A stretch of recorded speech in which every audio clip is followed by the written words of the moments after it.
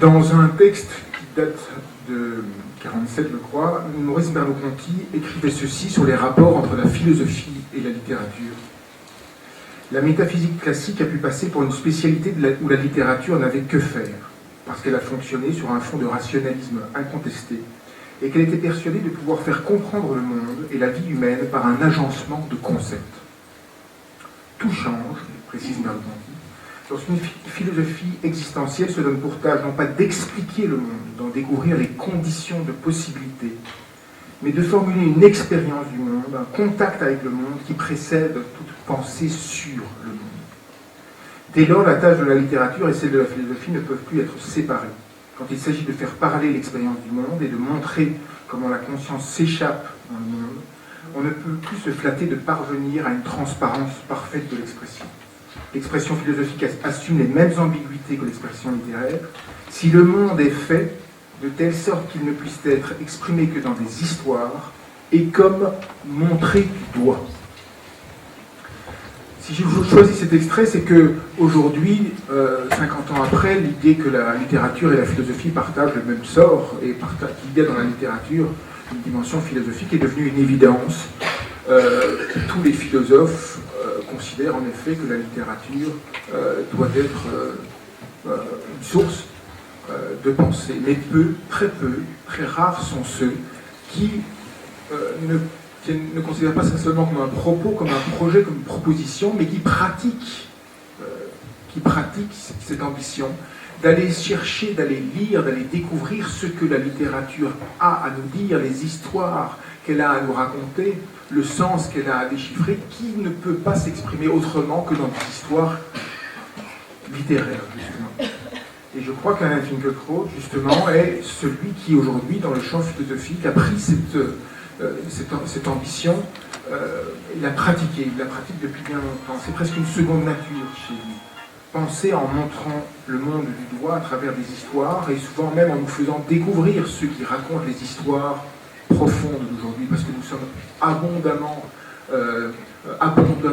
nourris de récits, mais tous ne sont pas très profonds, et il est celui qui nous indique aussi les histoires qui comptent. Je pense à quelques textes, moi, que Finkielkraut a fait découvrir à travers cette émission qui est devenue une institution, Réplique. Je pense à un texte de Coucy qui s'appelle Disgrâce, qui est un des chefs-d'œuvre de la littérature sans doute, qui a fait découvrir, je crois, à de nombreux lecteurs francophones quand ce texte a été traduit. Et je pense aussi à l'histoire d'un Allemand de Sébastien Hafner, tous des textes qui passeraient peut-être inaperçus et dont il a le talent de faire découvrir et de partager. Tout le monde connaît de vous, Alain Finkielkraut, l'intellectuel, le médiatique, fâché avec son temps, ce mécontemporain qui dénonce depuis de nombreuses années le relativisme, l'égalitarisme, les illusions du progressisme qui se renversent en son contraire. Certains connaissent vos engagements personnels et politiques importants, que ce soit sur la mémoire, que ce soit sur la guerre en ex-Yougoslavie, ou que ce soit dans le conflit israélo-palestinien. Mais je dirais que peu connaissent cet engouement et cet engouement pour la littérature, ou cette pratique philosophante et philosophique de la littérature que vous êtes, je crois, à mener avec une telle passion. Une passion métaphysique et ontologique, parce qu'il ne s'agit pas uniquement de raconter à la suite des écrivains les histoires importantes qu'ils décrivent, qu'ils nous racontent, mais d'essayer de sonder avec eux les énigmes métaphysiques qu'ils touchent et qu'ils montrent du doigt. C'est vrai, depuis quelques années, vous avez été bousculé dans la sphère médiatique et donc vous êtes retiré un petit peu, et depuis quelques temps, justement, vous vous recentrez sur cette pratique philosophante de la littérature. Je pense en particulier à ce très beau texte, Un cœur intelligent, qui était déjà, paru en 2009, qui était déjà une série de 9 lectures où vous tentiez de montrer, selon votre formule, en quoi est-ce que sans la littérature, nous connaîtrions peut-être les lois de la vie, mais non sa jurisprudence. La formule est très belle. Et c'est d'autant plus vrai dans ce dernier texte, Et si l'amour durait, qui est une lecture de 3 romans, plus précisément, et d'un film, La princesse de Clèves de Madame de Lafayette, Les meilleures intentions de Bergman, Professeur de désir de Philippe Roth, et L'insoutenable légèreté de l'être de Kundera. Et ce qui m'a frappé justement dans cette pratique que vous avez du roman, c'est que depuis une dizaine d'années, les essais philosophiques sur l'amour abondent. On ne compte plus, on dirait que c'est devenu la question que tous les philosophes doivent prendre en charge. Pour n'en citer quelques-uns, l'éloge de l'amour d'Alain Badiou, la révolution de l'amour de Luc Ferry, le paradoxe amoureux de Pascal Bruckner, mais aussi Bernard Stiegler, mais aussi Slavoj Žižek, mais aussi Zygmunt Bauman. On ne compte plus aujourd'hui les essais philosophiques sur l'amour. Les uns, et ils sont les plus nombreux d'ailleurs, semblent chercher dans l'amour une sorte de pôle de résistance à la dissolution des liens sociaux. L'amour ferait figure d'un roc sur lequel on pourrait reconstruire en quelque sorte quelque chose de solide dans notre monde. À l'instar d'Alain Badiou, la promesse amoureuse serait en quelque sorte l'école où nous aurions à apprendre comment être fidèle à un événement, à une rencontre, et comment cette fidélité pourrait nous servir de guide en quelque sorte dans la cité. Ce n'est pas votre cas, ce qui vous distingue très fort. Vous n'essayez pas d'écrire des essais sur les thèmes dont vous parlez. L'amour pour vous, ce n'est pas le socle d'une reconquête politique du monde. Ce n'est pas non plus une nouvelle religion. Quand on lit les nombreux essais sur l'amour, on a le sentiment parfois que l'amour devient une sorte de nouveau sacré, de nouvelle religion. Il y a même un essai très pertinent d'un sociologue allemand qui s'appelle Ulrich Beck sur cette idée que l'amour serait devenu notre nouvelle religion. Et que, à l'instar d'une religion, d'une idéologie, en quelque sorte, nous jugerions notre expérience affective à l'aune de cet idéal amoureux, d'une rencontre qui transfigure l'existence, et nous serions tous en quelque sorte en défaillance par rapport à cet idéal qui nous est vendu et ressassé à longueur de films, de romans, etc. Non, vous ne prêchez pas la nouvelle religion de l'amour, absolument pas. Vous ne dissertez pas sur l'amour, vous n'avez pas de leçon à donner sur l'amour. Aucune solution à en tirer. Ce qui vous intéresse, c'est comment est-ce que la littérature, à un moment donné de son histoire, depuis La Princesse de Clèves précisément, a été confrontée à un amour pur, en quelque sorte. Un amour qui ne serait plus en conflit contre les lois du monde, qui ne serait plus en conflit contre le dehors, les conventions sociales, les mariages arrangés.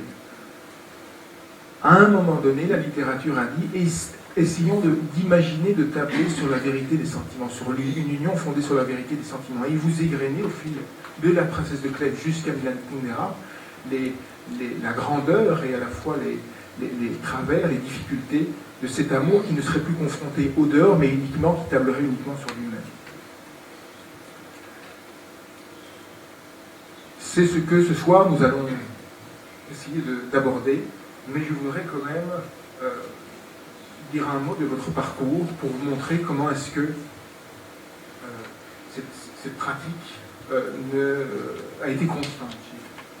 Je dirais qu'il y a quelques grands essais qui ont compté dans les années 80, et vous avez chaque fois, de manière en anticipant sur les grandes questions qui se sont posées, vous avez, en étant sensible justement à la littérature ou à des philosophes qui avaient une dimension littéraire dans leur manière de penser, je pense à Hannah Arendt ou à Lévinas, vous avez été saisi en quelque sorte, avant qu'ils ne deviennent des poncifs, les grandes questions de notre temps.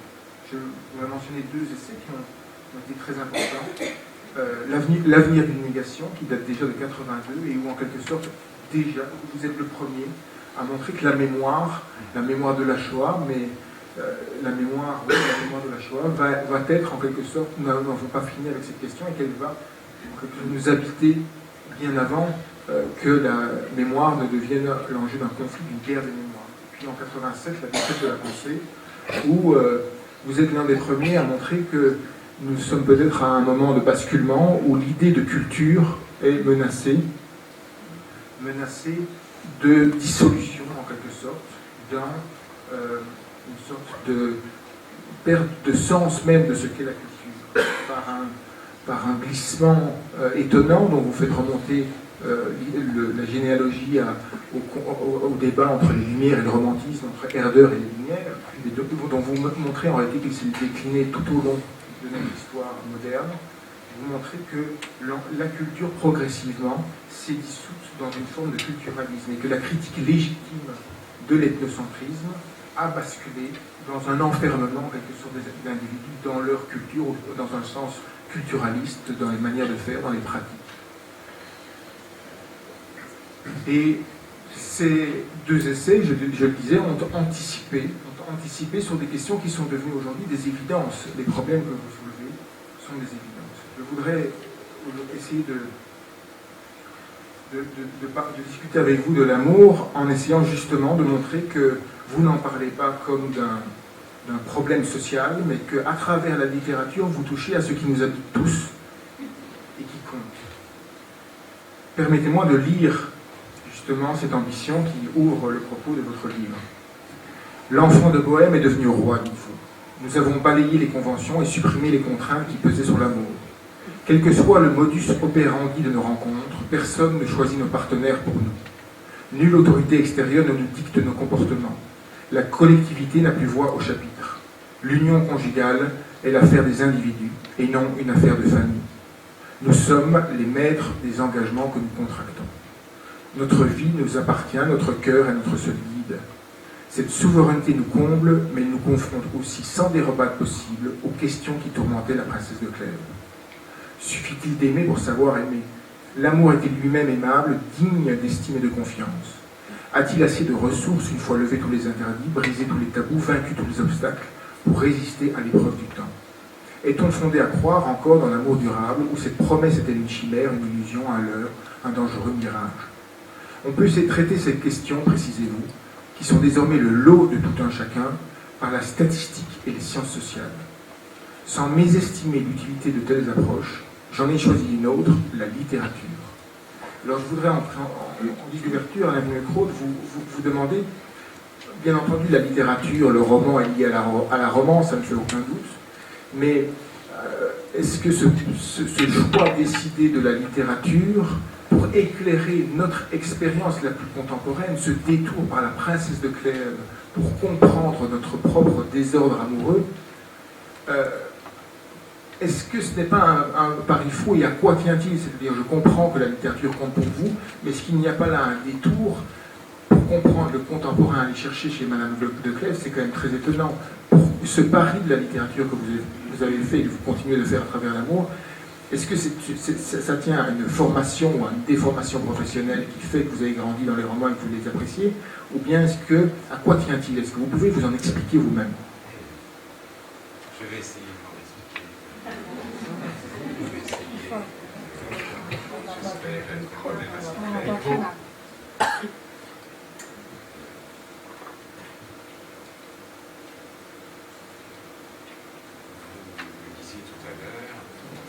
La littérature, vous le disiez tout à l'heure, la littérature est la jurisprudence de la vie humaine.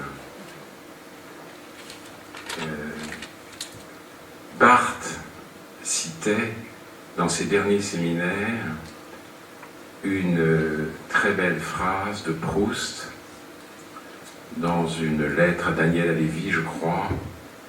C'est sur la cime du particulier qu'éclot le général.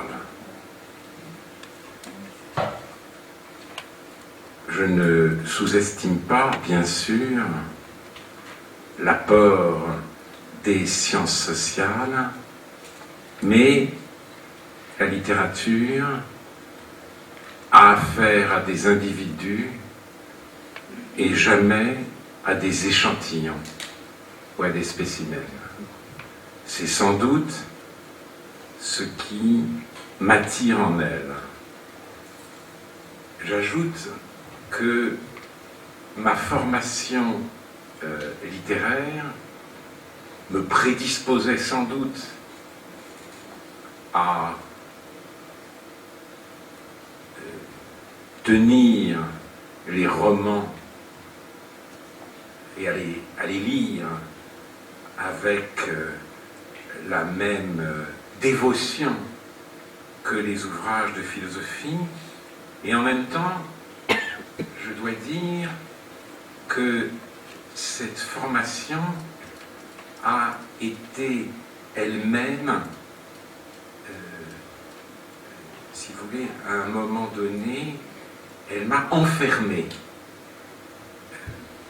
Dans Professeur de désir, le héros, qui est professeur d'université, imagine une lettre qu'il écrirait à ses étudiants. Et dans cette lettre, il dit « Vous découvrirez sans tous approuver que je ne suis pas d'accord avec certains de mes collègues qui nous affirment que la littérature, dans ses moments les plus valables et les plus fascinants, est fondamentalement non référentielle. Je peux venir me présenter devant vous en veste et cravate, je peux vous appeler mademoiselle ou monsieur, mais je vais néanmoins vous prier de vous abstenir de parler de structure, de forme et de symbole en ma présence. » Et à cette époque, en effet, c'était 1977, régnait la sémiologie. Et on apprenait que ce qui arrive dans la littérature, c'est le langage tout seul. L'aventure du langage dont la venue ne cesse jamais d'être fêtée, disait Barthes à ce moment-là. Et moi-même, j'avais lu Blanchot, l'œuvre n'est là que pour conduire à la recherche de l'œuvre, ou Michel Foucault, la spécificité de la littérature consiste à se recourber dans un perpétuel retour sur soi, comme si son discours ne pouvait avoir pour contenu que de dire sa propre forme. On parlait, le mot peut apparaître comme un peu barbare, d'autotélisme. La visée du texte, c'est le texte. Et à cette époque, moi, je commençais d'enseigner la littérature, et d'ailleurs aux États-Unis. J'ai lu Professeur de désir en 1977, alors que j'étais visiting assistant professeur à Berkeley. Et donc je ne reconnaissais pas mon amour de la littérature dans mon enseignement de la littérature. J'ai été divisé. Et ce qui a mis fin à cette division, c'est la lecture des essais de Milan Kundera, qui a eu à cet égard une importance décisive, qui m'a aidé précisément à réconcilier mon enseignement de la littérature avec mon amour de la littérature et à intégrer la littérature dans le corpus des textes qui me servaient à explorer l'existence et le monde. Parce que c'est précisément ce qu'il dit dans l'art du roman. Il définit le roman comme une découverte. Il reprend la thématique d'Hermann Broch, création littéraire et connaissance. Il faut considérer la littérature comme une modalité de la connaissance. Et c'est fort de cette affirmation livrée par un romancier que j'ai pu me lancer dans ce genre de travail. Pour aller dans le même sens, Merleau-Ponty disait « L'être est ce qui exige création de nous pour que nous en ayons l'expérience. » Il n'est pas tout constitué au dehors, il exige une forme de création pour que nous puissions le découvrir.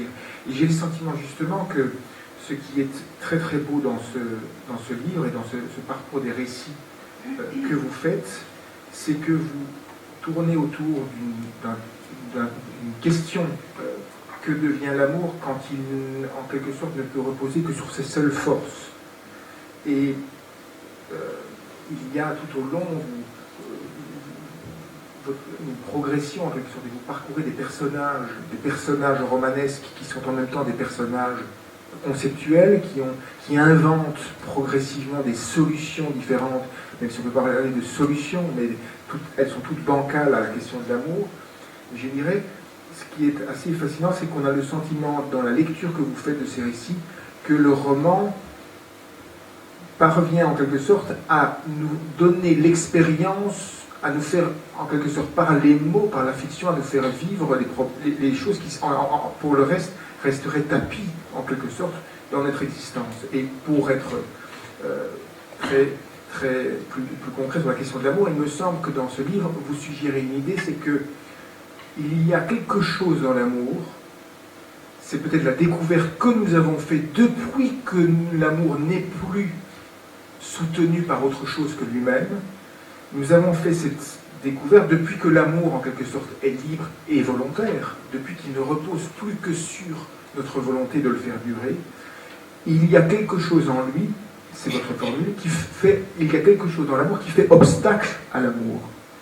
Et j'ai le sentiment qu'au fil des récits que vous parcourez, c'est comme si vous cherchiez, grâce au romancier, à comprendre cet obstacle que l'amour est pour lui-même. Est-ce que c'est ça le fil que vous avez essayé de suivre? Vous dites les choses très bien. Je n'étais pas tout à fait sûr d'ailleurs de la cohérence de ce travail. Lorsque j'ai choisi ces livres, ils se sont imposés à moi parce que je les aimais, parce qu'ils m'habitaient, parce qu'ils n'étaient pas simplement des romans d'amour, mais des romans voués à l'éclaircissement de l'amour, ce qui est beaucoup plus rare. Mais, au fond, la thématique générale a surgi peu à peu. Et c'est vrai que l'une des grandes questions que je me pose dans ce livre, c'est la question de l'usure. Qu'en est-il de l'amour quand il est entièrement livré à lui-même, quand il est libéré de toutes les suggestions, quand il n'a pas d'ennemi à vaincre? Que se passe-t-il? Que se passe-t-il? Et celui qui donne la réponse la plus douloureuse à cette question, c'est Philippe Roth dans Professeur de désir. C'est un livre admirable, malheureusement mal traduit, mais c'est l'histoire donc de ce professeur, David Kepes, mais il ne commence pas comme professeur, c'est un jeune homme dans les années 50, et c'est un jeune homme en proie à la puissance, au vertige d'Eros. Il désire. Simplement, voilà, il n'est pas né tout à fait à la bonne époque. Il est né 20 ans trop tôt. Il veut la libération sexuelle à l'époque où la libération sexuelle n'est pas d'actualité. Donc, pour échapper à la frustration d'une Amérique très conventionnelle, il choisit l'Europe. Il va passer une année d'études en Angleterre. Là, il connaît des expériences érotiques qui l'enthousiasment, mais il a aussi chevillé au corps le souci d'achever ses études. Il revient en Amérique, il tombe amoureux d'une femme et cette rencontre est un désastre. Et puis enfin, il trouve la femme qu'il lui faut, Claire Ovington. Cette rencontre est merveilleuse, cette rencontre est idyllique.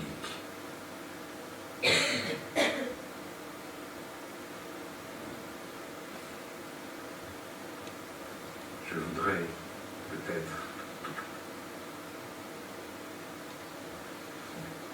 avec elle, tout est facile. Et il a des mots très simples et très beaux pour décrire cette idylle. Avec Claire, all that is pleases. Tout ce qui est plaît. Les temps où nous nageons, notre verger, les orages, le barbecue, la musique, les bavardages dans le lit, le thé glacé de ta grand-mère, le choix de la promenade du matin et de celle du crépuscule, toi, la tête baissée, en train d'éplucher les pêches. Saveur de chaque instant, effacement même de la frontière entre la poésie et la prose. Les événements les plus prosaïques de l'existence sont illuminés par l'amour. C'est une perpétuelle action de grâce. Mais ce présent paradisiaque, David Képes le conjugue déjà au passé. Tout ce qui est plaît, mais le plaisir est gagé sur le désir, et il sent les prémices de l'usure. Il désire encore, mais pas dans la folie des sens. Et donc, il prévoit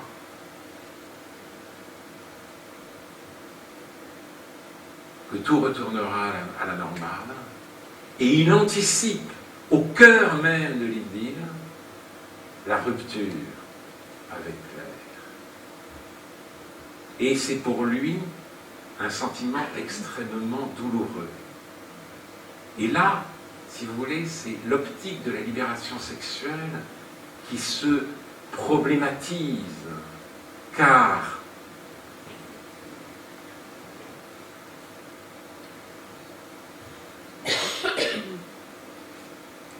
il y a tout d'un coup, dans l'amour et dans le désir sur lequel est gagé l'amour, quelque chose d'absurde.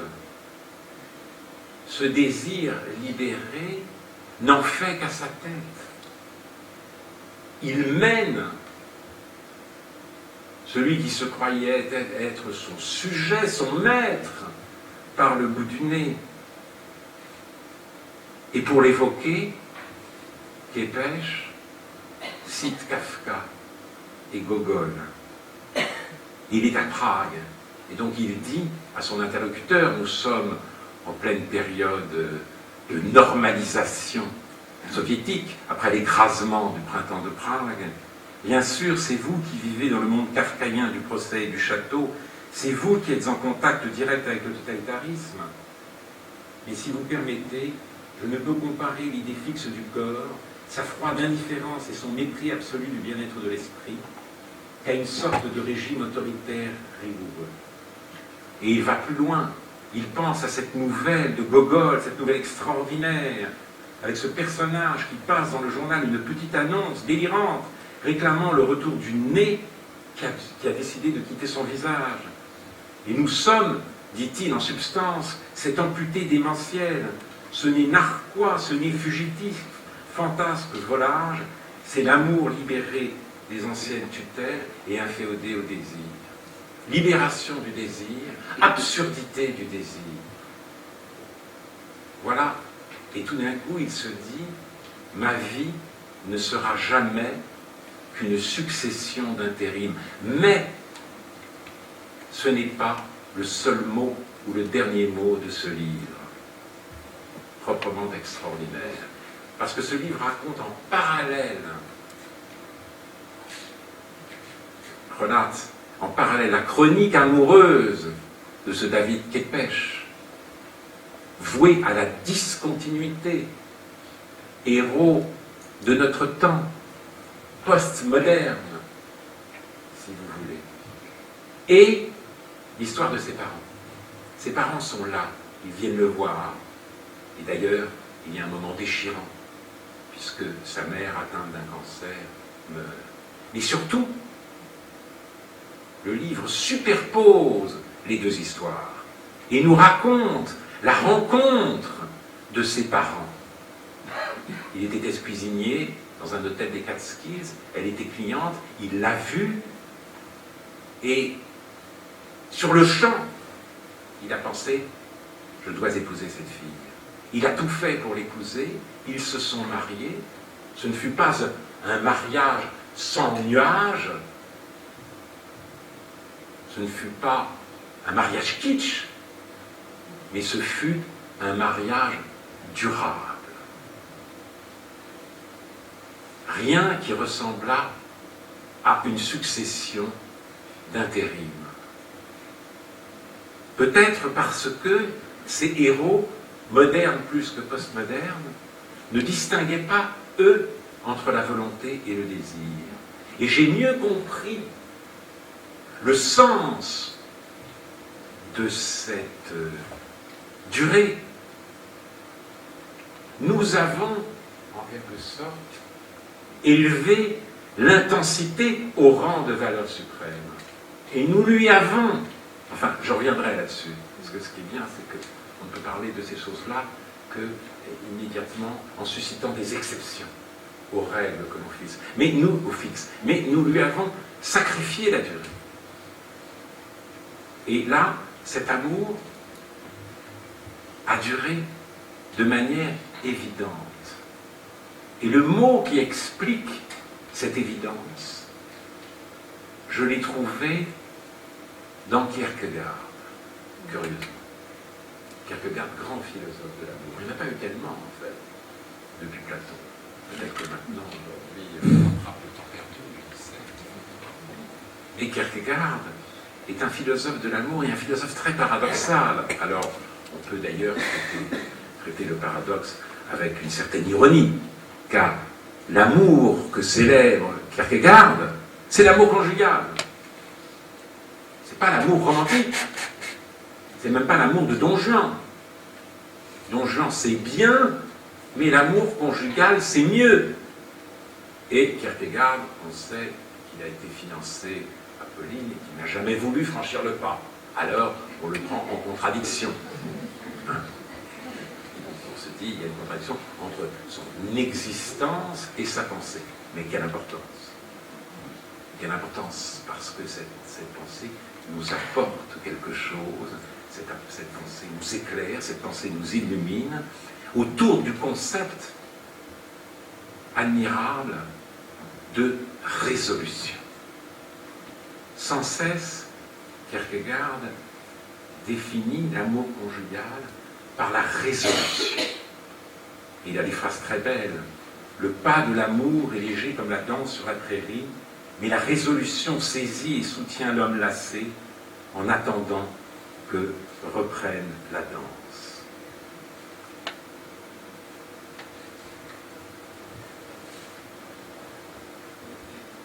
On offense l'amour en lui interdisant l'accès au mariage, comme s'il était chose de l'immédiat et incapable de s'atteler à une résolution.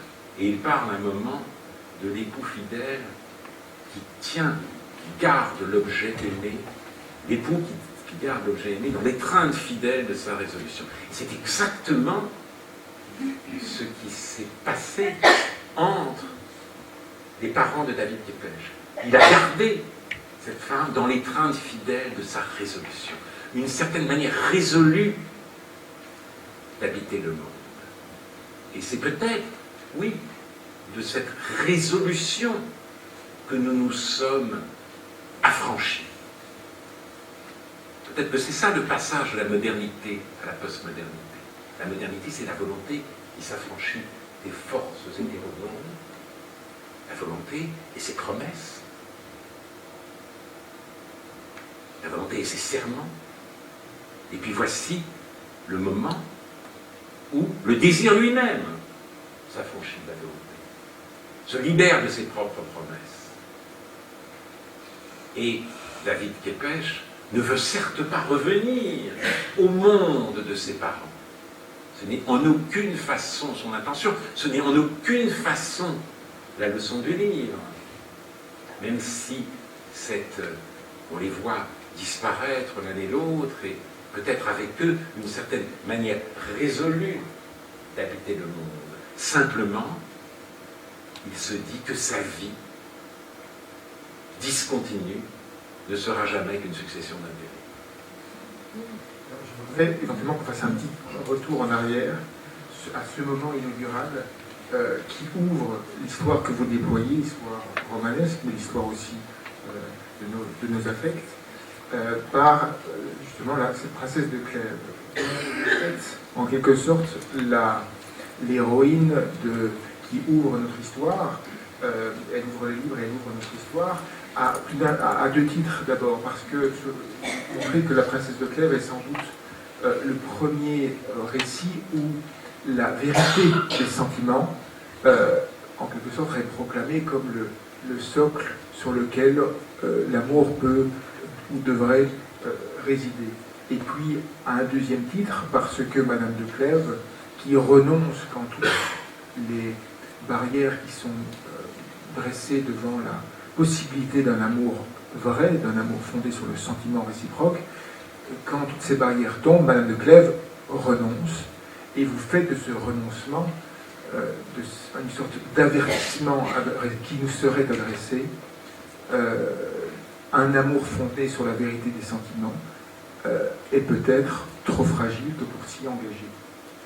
Je voudrais peut-être en ouverture lire un passage qui est extraordinaire et qui, parce que vous avez le souci de distinguer, de la différence des temps, vous montrer comment est-ce qu'aujourd'hui la princesse de Clèves nous importe sur cette question de la vérité des sentiments, et qu'aujourd'hui, en quelque sorte, nous avons tendance à dire à la princesse de Clèves, mais pourquoi donc ne s'est-elle pas lancée dans cette belle aventure de la vérité des sentiments? Alors qu'à l'époque, c'était un procès qu'on faisait à Madame de Clèves et que le livre a été scandaleux, précisément parce que cette idée que les sentiments pouvaient se déclarer, pouvaient se dire en toute transparence paraissait scandaleuse. Je voudrais lire un petit passage que je trouve extraordinaire en termes de langue, du débat justement qu'a suscité. C'est le moment où la princesse de Clèves, monsieur de Clèves a choisi à tomber amoureux de la princesse de Clèves, qui n'a pas un grand amour pour son mari et qui tombe amoureux du duc de Nemours. Et toute la question, la princesse de Clèves veut rester fidèle à son mariage et donc elle va proposer à son mari de s'éloigner de la cour pour ne plus être confrontée à celui dont elle pourrait être amoureuse. Et c'est cette déclaration de vérité. Elle ne propose pas à son mari de s'en aller, d'aller avec le duc de Nemours. Elle lui propose de rester fidèle à leur union et donc de ne plus être confrontée à la tentation de la rupture. Et cette déclaration de Madame de Clèves à son mari, c'est ça qui a fait scandale, puisque précisément elle déclarait, elle se présentait devant lui au nom de la transparence et de la vérité des sentiments. Et vous montrez que ce débat a été, on n'imagine plus un débat autour de cela, a fait scandale, et que le Mercure de France, dans tous les salons d'Europe, on discutait est-ce que la princesse de Clèves avait bien fait ou non de s'ouvrir à son mari. Le passage est extraordinaire. Je demande, c'est donc le Donneau de Visé, directeur du Mercure de France, qui parle et qui expose la situation. Je demande si une femme de vertu, qui a toute l'estime possible pour un mari parfaitement honnête homme, et qui ne laisse pas d'être combattue pour un amant d'une très forte passion, qu'elle tâche d'étouffer par toutes sortes de moyens. Je demande, si cette femme voulant se retirer dans un lieu où elle ne soit point exposée à la vue de cet amant, qu'elle sait qu'il l'aime, sans qu'il sache qu'il soit aimé d'elle, puisque le duc de Nemours ne sait pas que la princesse de Clèves l'aime. Je demande, si cette femme, voulant se retirer dans un lieu où elle ne soit point exposée à la vue de cet amant, qu'elle sait qu'il l'aime, sans qu'il sache qu'il soit aimé d'elle, et ne pouvant obliger son mari de consentir à cette retraite, sans lui découvrir ce qu'elle sent pour l'amant qu'elle cherche à fuir, fait mieux de faire confidence de sa passion à ce mari que de la taire au péril des combats qu'elle sera continuellement obligée de rendre par les indispensables occasions de voir cet amant, dont elle n'a aucun autre moyen de s'éloigner que celui de la confidence dont il s'agit. C'est donc une phrase pour exposer une situation d'une complexité extraordinaire, mais au-delà de la qualité de la langue, nous regardons ça avec un regard presque ethnologique, c'est-à-dire qu'il puisse y avoir scandale à une femme de s'ouvrir de la vérité de ses sentiments. Oui, c'est pas seulement un regard écologique, c'est peut-être un regard nostalgique. L'âge classique ne s'appelait pas lui-même de ce nom. Il s'appelait l'âge galant. Et la galanterie, voilà un mot polysémique, mais l'une de ses significations, c'était une parole publique sur l'amour. L'amour était un sujet d'intérêt général. L'amour occupait les conversations. Pas forcément sous la forme de la confidence. Pas confondre les classiques et les romantiques. Mais on s'interrogeait sur les différentes facettes, les formes, les modalités du sentiment amoureux. On dressait la carte du tendre.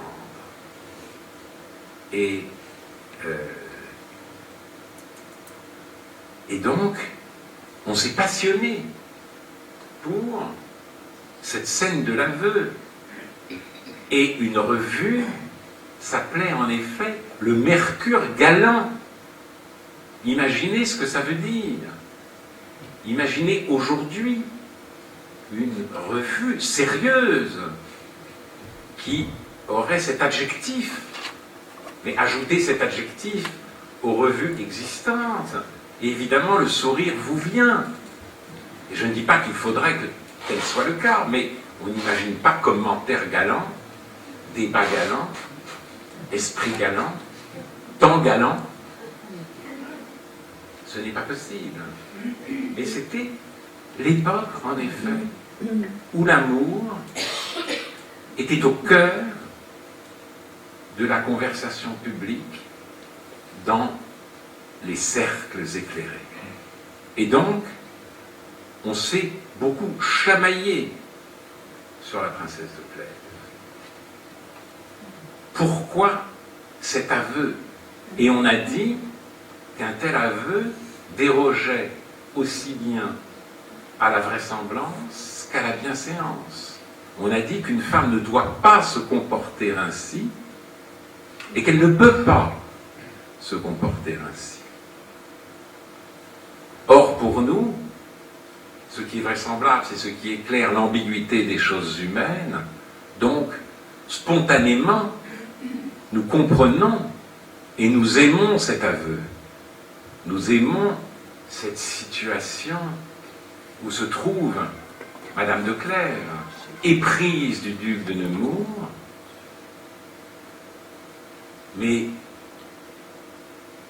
souhaitant rester fidèle à son mari.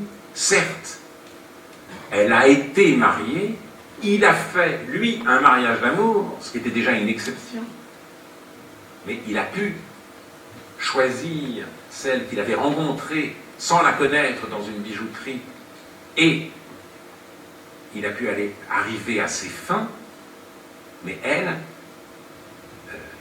a cédé aux arguments de sa mère. Mariage arrangé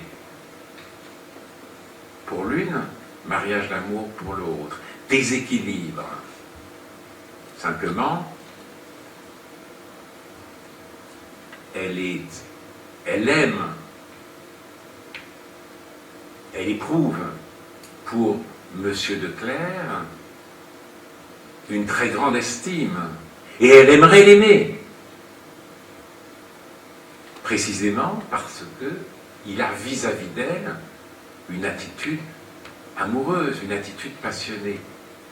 Et elle ne peut pas. Elle est attirée ailleurs. Donc elle lui avoue cet amour, non pas pour le faire souffrir, mais pour se protéger elle-même. Car il lui faut une raison de s'éloigner de la cour.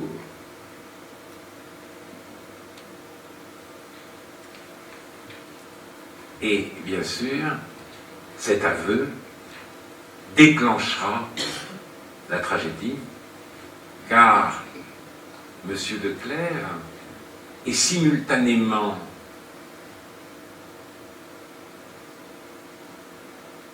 émerveillé par cette preuve de confiance et crucifié par le contenu de sa déclaration. Il est partagé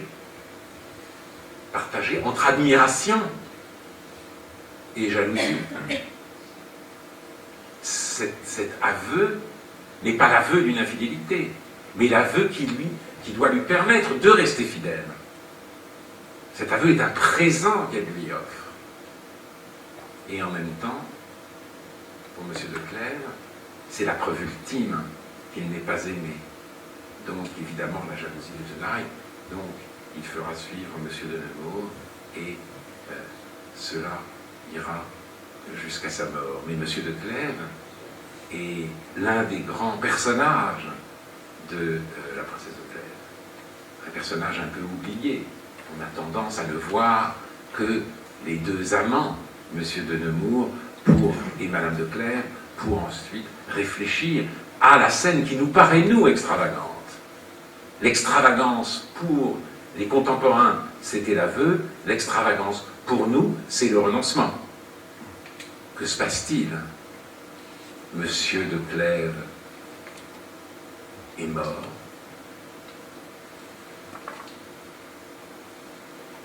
La période du deuil est passée. L'amour de Monsieur de Nemours est intact. Il se déclare donc une dernière fois à Madame de Clèves. Aucun obstacle. Encore une fois, aucun obstacle.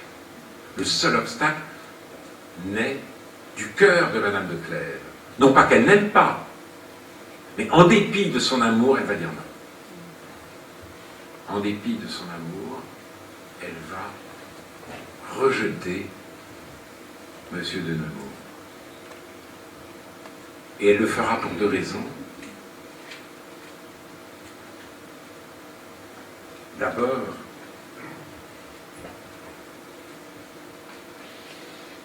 bien sûr,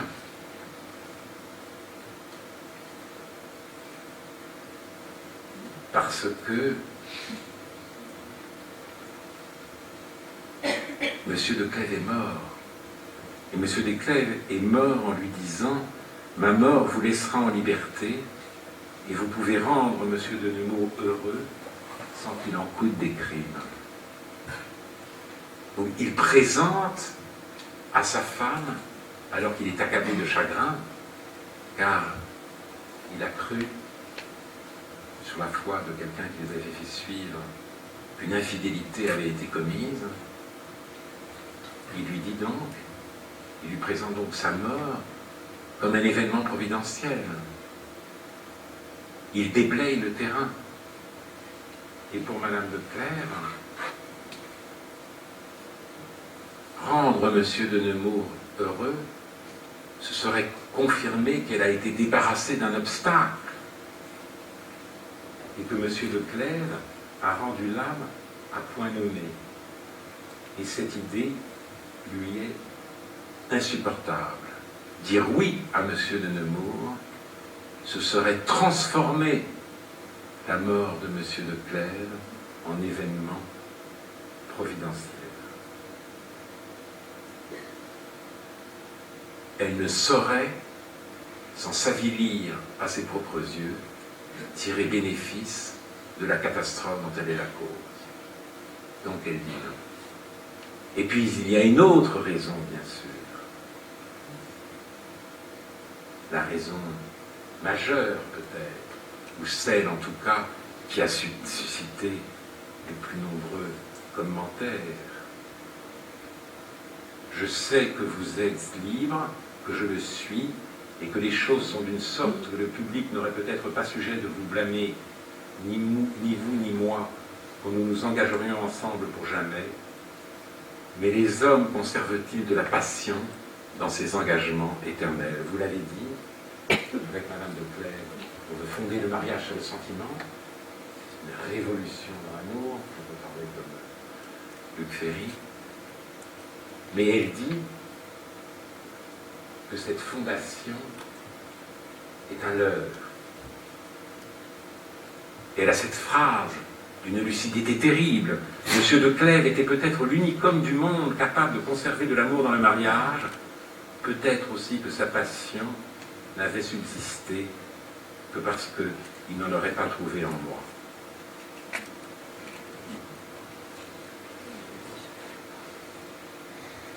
Et donc, elle renonce parce qu'elle ne croit pas dans la durée dans l'amour. Son intransigeance, qui était à l'époque elle-même invraisemblable, nous dit ceci. L'amour ment. L'amour découvre un autre être comme irremplaçable. Et il en vient à le remplacer. L'amour est une déclaration et c'est un serment, c'est une promesse. Et il est voué à trahir sa propre promesse. L'amour jure fidélité et il ne tient pas parole. Et dès lors, et si l'amour c'est cela, alors il ne vaut pas la peine de céder à ce mirage. Et ce qui est extraordinaire, c'est qu'aujourd'hui, ce refus nous paraît extravagant. On parle du masochisme, c'est Philippe Solers, de Madame de Clèves. On le regarde comme un peu folle. Mais en même temps, on souscrit à son verdict. Puisque la grande phrase du temps, et c'est un peu notre croyance spontanée, c'est cette phrase de Becbédé, l'amour dure 3 ans. Les Américains disaient 7 ans. Ils parlaient de 7 ans. 3 ans, 7 ans. Peut-être en effet que la durée s'est raccourcie. Donc, nous donner raison à Madame de Clèves, au moment même où nous souscrivons à ces raisons, nous déclarons qu'elle est folle. Et la question est celle-ci, un amour qui se défie expressément de ce qu'il déclare, un amour qui s'accommode de son propre parjure, au point de l'ériger en loi ou en principe de fonctionnement, cet amour est-il encore l'amour? Voilà la question qui nous est léguée par la princesse de Clèves. Voilà pourquoi les gens sont évidemment érigés son intransigeance en modèle. Voilà pourquoi. Elle nous invite à une méditation infinie. Vous dites d'ailleurs que concluez votre réflexion autour de Madame de Clèves justement sur cette formule « je t'aime » en disant on peut difficilement prononcer cette formule de manière éphémère. Je t'aime pour une semaine, je t'aime pour... Non, ça ne marche pas. Donc la formule est nécessairement sur la durée. Or, en même temps, vous envisagez deux solutions. C'est-à-dire il y a la solution de Sartre ou de Képech même qui trouvait que ce serment était un serment qu'on ne pouvait pas dire, qui était extorqué en quelque sorte par le langage, mais qu'on ne pouvait pas promettre la durée. À Madame de Clèves, est-ce que Madame de Clèves, ce serait un serment, est-ce qu'il est possible de faire un serment lucide, c'est-à-dire un serment qui se défierait de lui-même? Comment peut-on faire un serment qui se défie de lui-même? C'est un serment impossible. Donc nous sommes entre deux impossibles, l'impossibilité de la durée, puisque le caractère éphémère du désir, de la volonté, de la promesse est une donnée évidente, mais aussi l'impossibilité d'une affirmation de l'amour qui serait une affirmation de la précarité de l'amour. Donc nous sommes confrontés à deux impossibles, si je comprends bien. Oui. Non, parce que on réserve des surprises.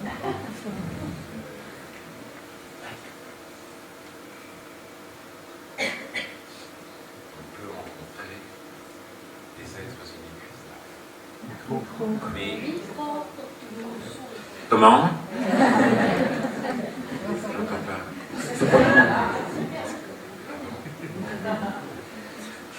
Et en même temps, nous nous trouvons dans la situation décrite déjà par Benjamin Constant, qui est une sorte de post-romantique avant l'heure. Et je voudrais citer 2 phrases de Benjamin Constant, si vous me le permettez. La fidélité en amour est une force. comme la croyance religieuse, comme l'enthousiasme de la liberté. Or, nous n'avons plus aucune force. Nous ne savons plus aimer, ni croire, ni vouloir. Chacun doute de la vérité de ce qu'il dit, sourit de la véhémence de ce qu'il affirme, et pressent la fin de ce qu'il éprouve. Et puis cette autre phrase, qui dit un peu la même chose. J'ai voulu peindre dans Adolphe une des principales maladies morales de notre siècle, cette fatigue, cette inquiétude, cette absence de force, cette analyse perpétuelle qui place une arrière-pensée à côté de tous les sentiments, qui par là les flétrit dès leur naissance. Et il me semble qu'aujourd'hui, justement, la phrase de Beigbeder est un bon symptôme. Tout commence par la lucidité.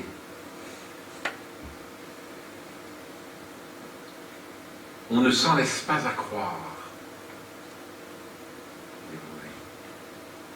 Le grand trajet romanesque, c'est, dit-on, les illusions perdues. Or, de plus en plus, on entre dans la carrière amoureuse sans illusion, en se disant, ça durera ce que ça durera, mais l'amour est fragile, l'amour est éphémère, la vie est peut-être, en effet, comme dit David Kepes, une succession d'intérim. La continuité en amour est un leurre. Nous avons fondé tous nos espoirs sur la passion, sur cet état de grâce, mais cet état de grâce se dissipe. Et comment saurons-nous lui survivre? Voilà avec quelles idées commence nombre d'histoires d'amour. Ces idées ne viennent pas à la fin. Elles sont là dès le début.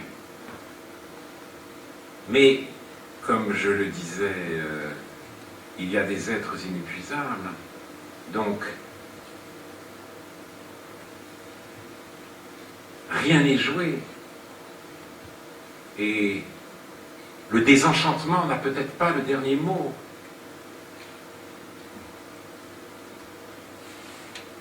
L'enchantement peut venir. La surprise peut continuer. Et peut-être même que notre actualité rend cette possibilité plus effective qu'au temps où les hommes se déployaient dans le monde et que les femmes habitaient la maison. Cette division des rôles, me semble-t-il, pouvait être mortelle pour l'amour. Et j'en ai eu la preuve aussi en lisant Kierkegaard. Mais là, c'est une preuve qui donne malgré lui. C'est-à-dire que j'ai été fasciné par son hymne à la résolution, même si ce n'est pas du tout sous le signe de la résolution définie par Kierkegaard que moi-même je placerai ma vie amoureuse, mais en même temps j'ai été effrayé par certaines de ces descriptions du bonheur conjugal. Et je voudrais vous en lire un extrait dans Ou bien, il parle de cette sérénité que donne le fait d'avoir un foyer, de rentrer au foyer. Et il en offre une description.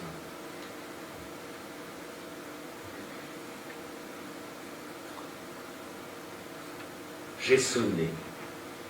Elle connaît mon coup de sonnette. Alors entrée dans le vestibule, quand j'entends le tapage des enfants où elle mène sa voix, quand je la vois venir à la tête de la petite troupe, si enfant elle-même qu'elle semble rivaliser d'allégresse avec les marmots, alors je sens que j'ai un chez moi. Cette image de la vie conjugale, je dois dire, me glace. Cette femme, enfant parmi les enfants, cette femme qui n'est là que pour accueillir son époux, et qui donc n'est porteuse de rien que de la demeure et de la vie familiale, qui n'est pas porteuse de monde. Et donc je me dis que la situation actuelle, qui en effet rend par ailleurs les choses très précaires, car les deux partenaires du couple sont libres, aucun ne dépend durablement, ni a fortiori éternellement de l'autre, eh bien, cette situation peut être aussi, en un sens, favorable à l'amour.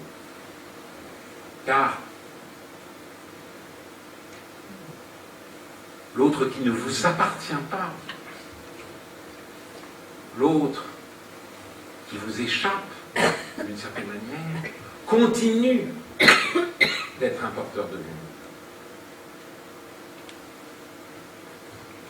Vous avez écrit un très beau texte il y a quelques années qui s'intitulait « La sagesse de l'amour », où justement vous faisiez une lecture d'Emmanuel Levinas, de sa vision de l'amour, plutôt de la relation humaine et en particulier de l'amour, sous le signe de la séparation. En disant en quelque sorte que loin de l'idéal fusionnel, l'idéal romantique qui est à l'œuvre dans tous nos mythes et toutes nos romances, Lévinas avait une pensée en réalité en rupture avec cette image, ce mythe de la fusion et de la passion fusionnelle, de la relation amoureuse comme une relation où, en quelque sorte, nous sommes distants et voués à la distance, et que la distance, creuser cette distance, c'est peut-être toute l'aventure de l'amour. Et il me semble que dans ce parcours littéraire, c'est un peu ce que vous tentez de scruter à travers notamment Les Illusions perdues de Bergman.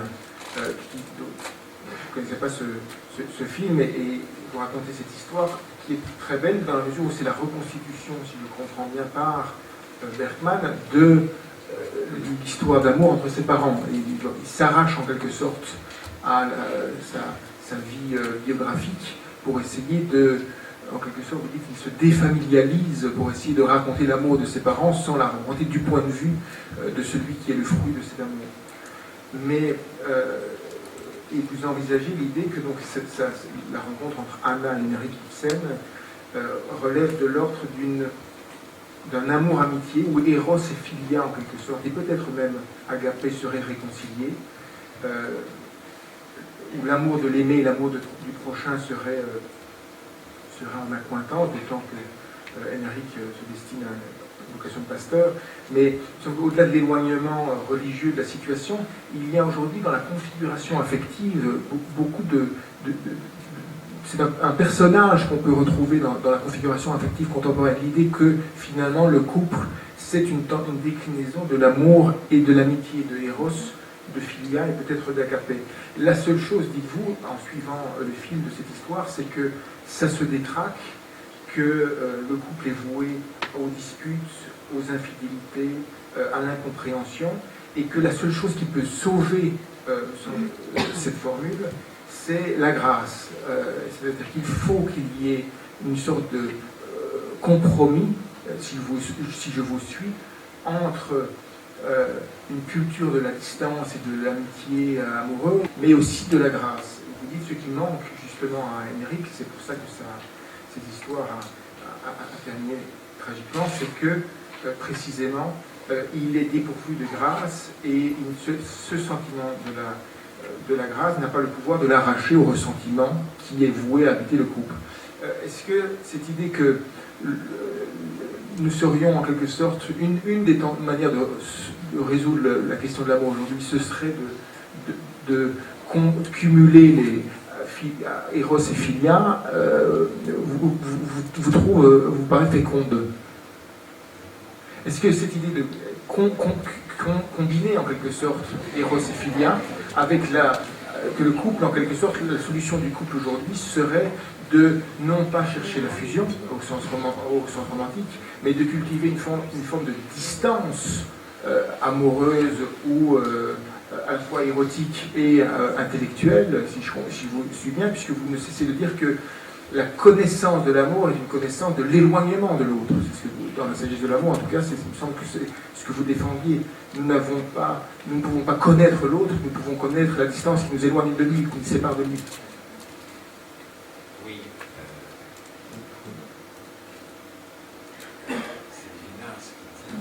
La relation de l'homme à l'autre est meilleure comme différence que comme unité. La socialité est meilleure que la fusion. La valeur même de l'amour est l'impossibilité de réduire l'autre à moi-même, de coïncider dans la similitude. Et il prend ainsi le contre-pied d'un des mythes du banquet de Platon, qui n'est pas d'ailleurs toute la leçon du banquet. Et c'est le mythe relaté par Aristophane, si je ne me trompe, le mythe de l'androgyne. Chacun va à la recherche de sa moitié. Alors, en même temps,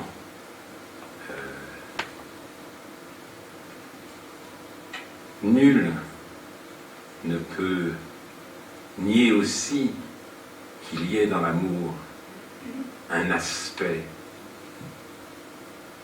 fusionnel. Mais peut-être que sa plus grande force tient dans la sauvegarde de cette différence. Sinon, l'amour peut devenir, et là je ne résiste pas à une autre citation, car on ne peut pas se contenter simplement de faire l'éloge de l'amour. Il faut aussi garder, pour éviter de tomber dans une sentimentalité trop facile, un regard critique et même un regard acéré. Pour cela, rien ne vaut la lecture de Sioran. À tel point le doute sur soi travaille les êtres que pour y remédier, ils ont inventé l'amour, pacte tacite entre deux malheureux, surestimés pour se louanger sans vergogne. C'est aussi ça, là. Donc, voilà, il y a ces deux postulations, la postulation médinacienne et cette possibilité explorée par Sioran, mais peut-être d'ailleurs que personne n'y échappe. Il faut savoir être modeste. Alors, dernière figure romanesque et affective ou amoureuse que vous abordez, et c'est une des plus belles, c'est le couple de Thomas et de Teresa dans L'insoutenable légèreté de l'être de Milan Kundera. Et vous défendez l'idée que Kundera nous apparaît comme le grand défenseur du libertinage, alors que, de votre point de vue, c'est ne pas du tout comprendre, ce n'est pas du tout comprendre sa vision de l'amour. Certes, il défend l'idée de la pluralité des expériences, l'idée de la liberté, son œuvre est pleine de libertin, en quelque sorte, mais à travers l'histoire de Thomas et Teresa, c'est aussi le libertinage qui, tout d'un coup, est confronté, se retrouve justement face à un visage, face à un être qui bouleverse ses plans. Et il est presque l'otage, lui le conquérant, il est presque l'otage de cette Teresa. Donc, est-ce qu'il y a chez Kundera ce mélange étrange d'une figure du libertin, mais du libertin qui est dessaisi en quelque sorte de ses pouvoirs? Il est vrai que Kundera, avec l'insoutenable légèreté de l'être, un des plus beaux romans d'amour du XXe siècle. Et il est vrai qu'on le présente surtout comme un auteur libertin. Le libertinage occupe dans son œuvre une place essentielle. Il a même, dans l'insoutenable légèreté de l'être, toute une réflexion sur l'amitié érotique. Et son amour de la France, c'est avant toute chose un amour du XVIIIe siècle français. Diderot, mais aussi, à égalité, vivant de nom. La lenteur se présente comme une sorte de commentaire romanesque, de point de lendemain, un des plus brillants romans libertins du XVIIIe siècle. Mais voilà, au cœur de son œuvre aussi, il y a une réflexion sur l'amour et des expériences amoureuses. Et d'un amour, justement, qui ne se délite pas, qui ne s'effiloche pas. Un amour indestructible. C'est l'amour de Thomas pour Teresa. Un amour né, dit-il, de la compassion. Mais qu'est-ce que ça veut dire, la compassion? Cela veut dire que ce qui l'attache à Teresa, ce n'est pas seulement sa beauté si fragile, c'est sa fragilité elle-même. Il n'aime pas en elle des qualités qui vont mourir, il souffre pour elle, avec elle, avant elle, de la mortalité de son être. Et précisément, puisqu'il est amour du périssable, cet amour lui-même ne peut pas s'étioler ni dépérir. Et on peut dire que la disparition même de l'être aimé ne saurait y mettre fin. Parce que le mort est plus fragile encore que le mortel. C'est un mortel hyperbolique. Et il y a dans l'œuvre de Kundera des expériences d'une fidélité par-delà la mort. C'est le cas de Joseph, personnage de l'ignorance, l'un des héros du dernier roman de Kundera. Sa femme, qu'il a rencontrée lors de son émigration au Danemark, est morte. Et ce qui veut dire qu'elle est absolument sans défense. Elle n'a plus de pouvoir, plus d'influence. On ne respecte plus ses souhaits ni ses goûts. La femme morte ne peut rien vouloir, aspirer à aucune estime, réfuter aucune calomnie. Jamais, dit Kundera, Joseph n'avait ressenti pour elle une compassion aussi douloureuse que lorsqu'elle fut morte. Elle n'a que lui désormais. Et c'est ainsi qu'il clôt une aventure qu'il a à Prague, où il est retourné, pour revenir au Danemark, mu par une invincible compassion et par une fidélité déraisonnable. C'est la même compassion, la même fidélité qui unit Tamina, l'une des héroïnes du livre du Rire et de l'oubli. Elle a vu la mort prendre son mari. Elle s'est attachée à ce souvenir de lui. Elle a senti que son souvenir pâlissait.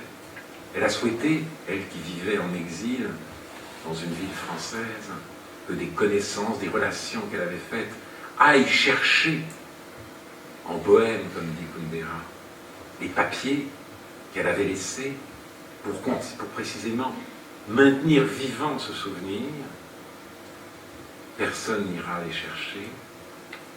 Et Tamina est celle précisément qui refuse de tourner la page, qui refuse de faire son deuil. Et il y a chez Kundera une méditation qui devrait nous inviter à réfléchir au sens de cette expression qui a pris la force de l'évidence. Faire son deuil, on le dit après Freud, retirer sa libido de l'objet mort pour réinvestir aussi vite que possible le monde des vivants. Je dois pouvoir faire mon deuil. Je n'ai pas encore pu faire mon deuil. Mais il y a dans l'amour autre chose que cela.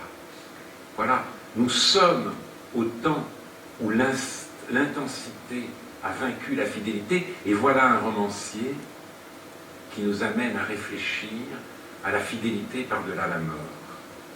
Et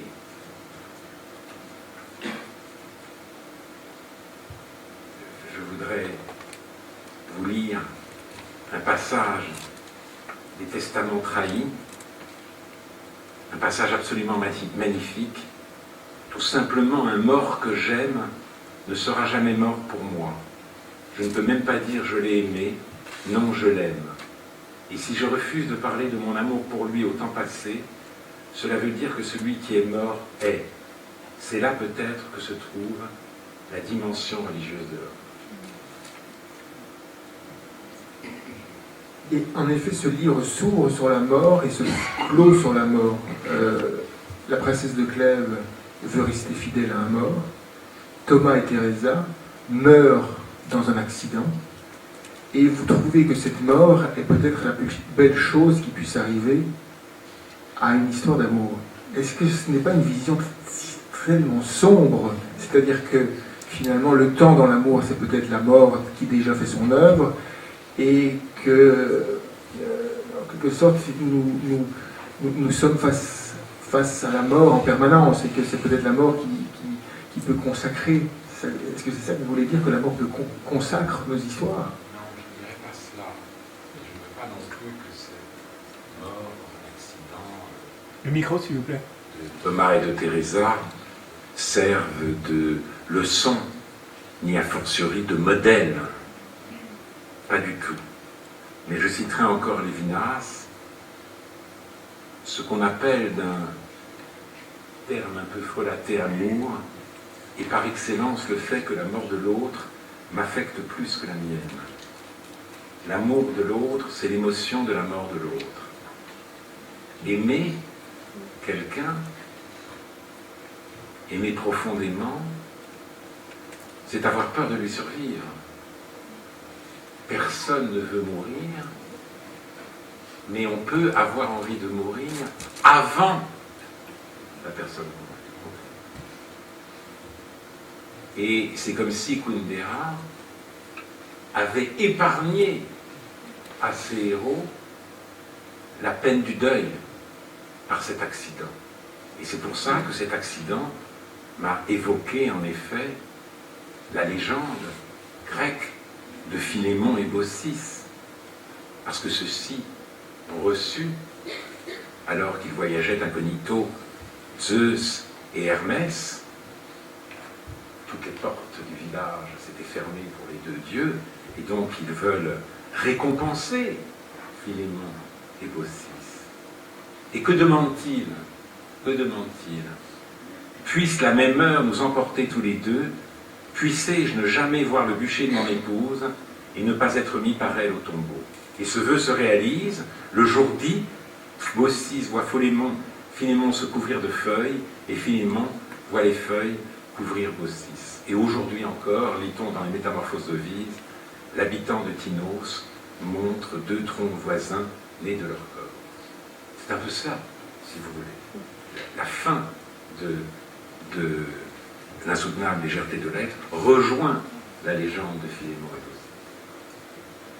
Merci Alain Finkielkraut. Je voudrais vous remercier surtout, j'étais impressionné parce qu'on a vu quasi physiquement comment est-ce que vous circulez entre la lecture des philosophes de Søren Kierkegaard, de la littérature, et comment est-ce qu'une pensée s'anime en circulant entre ces deux univers. C'est une chose rare et vos œuvres en sont la trace. Et je vous en remercie. Je ne sais pas s'il y a quelques questions éventuellement dans la salle, s'il y a un micro qui circule. Voilà, je vais parler fort. Si vous ne m'entendez pas, je parlerai encore plus fort. Voilà, je voudrais vous remercier d'abord pour le passionnant de vos équipes. Enfin, vous êtes celui qui m'a le mieux introduit à la pensée d'Emmanuel Levinas, dont la sagesse de la vie. Voilà, donc je voulais d'abord vous remercier. Alors je vais directement sauter à pieds joints sur ma question. C'est par rapport au caractère durable de l'amour. C'est ravi. Dans la conception qui est communément admise, l'amour durable est un amour qui est réciproquement exclusif, donc fidèle. Vous en avez parlé d'ailleurs de la promesse, en alliant à la trahison, etc. Donc du point de vue masculin, c'est la monogamie, mais il faut parler aussi du point de vue féminin, sinon ce serait fort injuste. Donc c'est la monoandrie. Et ma question est assez provocatrice, mais toujours donc par rapport à comment l'amour peut-il être durable. Et je me demande si les amours durables, donc je mets amour au pluriel, ne peuvent pas ou ne doivent-ils pas être polygamiques ou polyandriques du point de vue féminin. Et je voudrais, comme vous l'avez fait à partir de la littérature, appuyer ma question sur, pas la littérature, mais la linguistique. Savez-vous que dans nos langues indo-européennes, quand vient un grand moment déclaratif, on dit « je t'aime ». Donc moi, je t'aime. Et au Japon, on peut aussi déclarer sa flamme sans sujet, en disant « amour est ». Amour est. Ce qui est très beau, ça veut dire qu'on baigne dans un amour qui nous dévore. Et je termine en évoquant Franz Rosenzweig, dont je ne dois pas vous apprendre que c'est lui qui a, voilà, la plus grande partie de son œuvre, embarqué Lévinas dans son aventure. D'ailleurs, dans la préface, je ne sais plus si c'est Totalité ou Infini ou autrement qu'être, Lévinas dit Rosenzweig, trop présent dans ces lignes pour être cité. Eh bien, à propos de Dieu, qu'on y croit ou qu'on n'y croit pas, ce n'est pas le problème, mais s'il y a bien un personnage qui est porteur d'amour, c'est bien Dieu, eh bien Rosenzweig dit Dieu ne dit pas je t'aime, il dit aime-moi. Et il explique que si ce Dieu juif dans lequel il croit, ce Dieu dans lequel il croit, lui, comme juif plutôt, si Dieu dit je t'aime, quelle est la signification du silence de Dieu entre deux je t'aime? En revanche, quand il dit aime-moi, ça veut dire que c'est nous qui devenons l'objet de son désir, et qui nous fait être comme sujet. Voilà, je termine, excusez-moi d'avoir été peut-être trop long. Trop long, mais je ne suis pas sûr d'être capable de vous répondre. Non, parce que d'abord, en effet, l'amour est un terme tellement polysémique qu'on peut s'y perdre. Il y a en effet l'amour de Dieu, l'amour des créatures pour Dieu, l'amour de Dieu pour ses créatures, l'amour du prochain. Vous parlez de la possibilité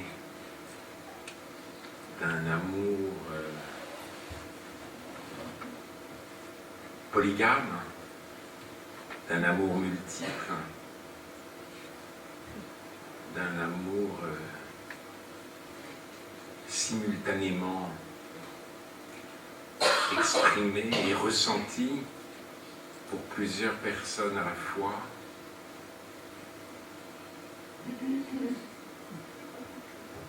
Je ne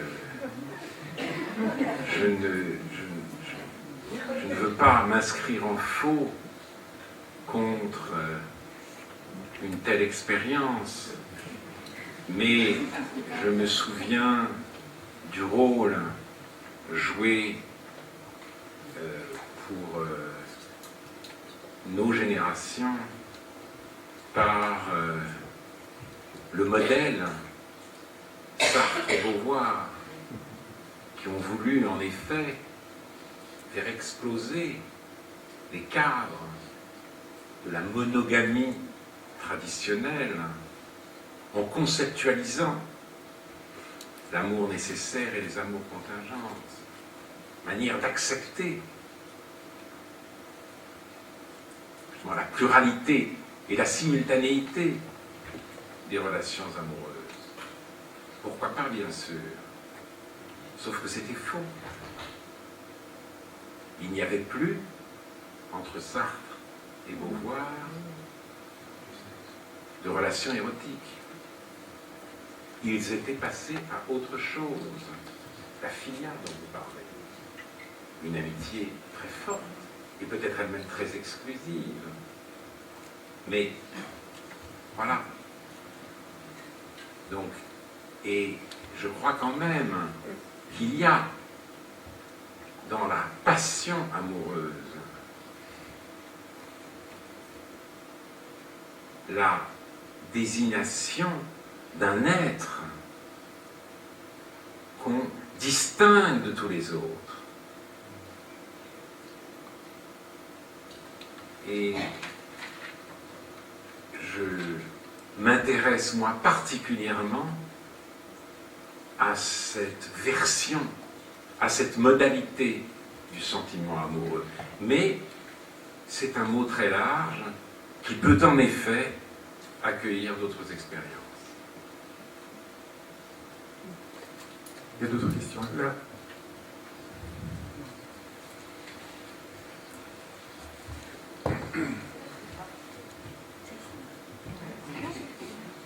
Ici devant.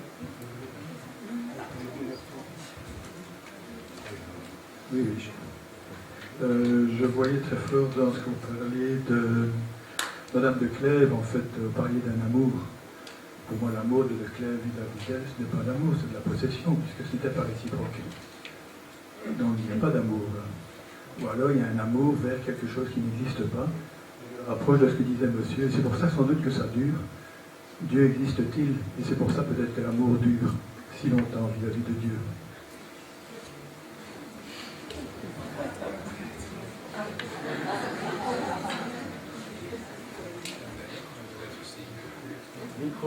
L'amour, pour ce qui n'existe pas, peut s'épuiser aussi. Mais quand vous dites un amour non payé de retour n'est pas l'amour, non, pourquoi? La réciprocité est une des manières, la manière heureuse de vivre le sentiment amoureux. Mais l'irréciprocité est une des possibilités de l'amour. C'est une des craintes de l'amour. Et de toute façon, l'amour est une forme d'aliénation, une aliénation meilleure que la liberté. Ça aussi, l'étrangeté de l'expérience amoureuse. On est dessaisi de soi-même, on n'est plus maître de soi-même. Et quand bien même l'amour est payé de retour, il y a l'épreuve de ce dessaisissement, de cette aliénation. L'autre vous est plus cher que vous-même. Et vous ressentez malgré tout son évanescence possible, sa transcendance. Il est là, et en même temps, parce que vous l'aimez, il vous échappe. Donc je ne crois pas qu'il n'y a d'amour que réciproque. Je crois même que dans la réciprocité, il peut y avoir aussi une sorte de dissymétrie.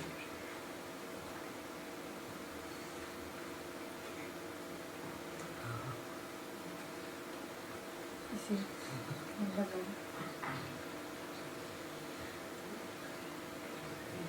Une question.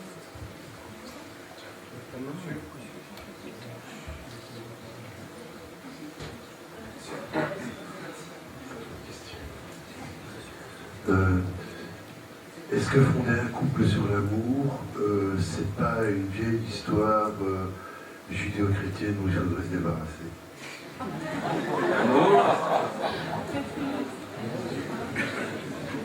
Je veux répéter, est-ce que baser un couple sur l'amour, c'est pas une vieille histoire judéo-chrétienne dont il faudrait enfin se débarrasser? je suis surpris d'entendre ces propos aujourd'hui. Ça me rajeunit. Des 13 années 70. On utilisait cette expression, après mai, nous sommes tous des judéo-crétins. Et on pensait en effet se débarrasser de notre héritage. Je vous souhaite bonne chance. Mais je dois dire qu'il y a beaucoup d'autres composantes dans l'amour, dans la fidélité, que la composante judéo-chrétienne.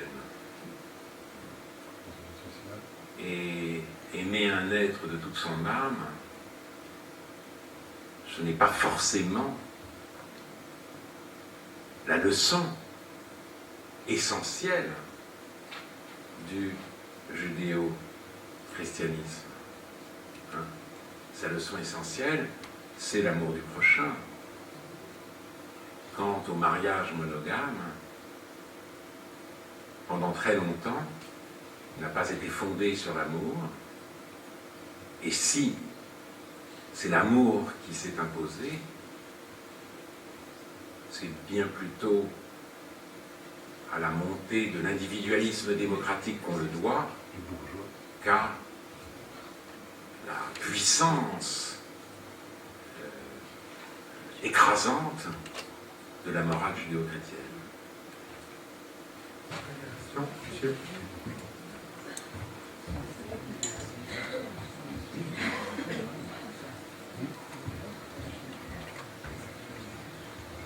Voilà. Alors ma question c'est, je vais d'abord commencer par une hypothèse. Et si l'amour n'avait jamais existé, et l'amour serait une sorte d'espace littéraire, de la façon de Blanchot, et il serait une sorte d'inspiration.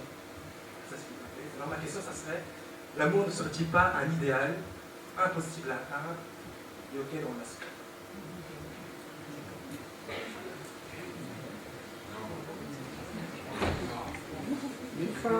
Il y a dans l'amour, l'amour n'a pas été vécu de la même manière à toutes les époques, bien sûr. Comme le dit Valéry, le renoncement à la durée marque une époque du monde. Nous sommes entrés dans cette époque et peut-être notre façon d'aimer est entrée dans cette époque. Reste que l'amour est une composante essentielle de ce qu'il ne faut pas craindre d'appeler la nature humaine. Et c'est une dimension irréductible de la vie. Irréductible notamment au désir, alors qu'on avait cru dans les années 70. Il n'était que la sublimation du désir. et que les désirs étaient toute la vérité de l'être. S'il y a tant de philosophes qui reviennent à l'amour, c'est peut-être aussi parce qu'ils sont revenus de cette croyance en l'infrastructure divine. L'amour n'est pas seulement une superstructure. Et ce n'est pas, certes, il peut y avoir un idéal dans l'amour, mais avant que ce soit un idéal, c'est un événement. C'est un événement. Et il n'y a pas de plus forte et de plus belle expression que celle-là. Nous tombons amoureux. On tombe. On tombe de son piédestal. C'est une catastrophe miraculeuse. Bel oxymore, nous allons conclure ce soir et vous remercier à l'infini de votre de son générosité. Merci.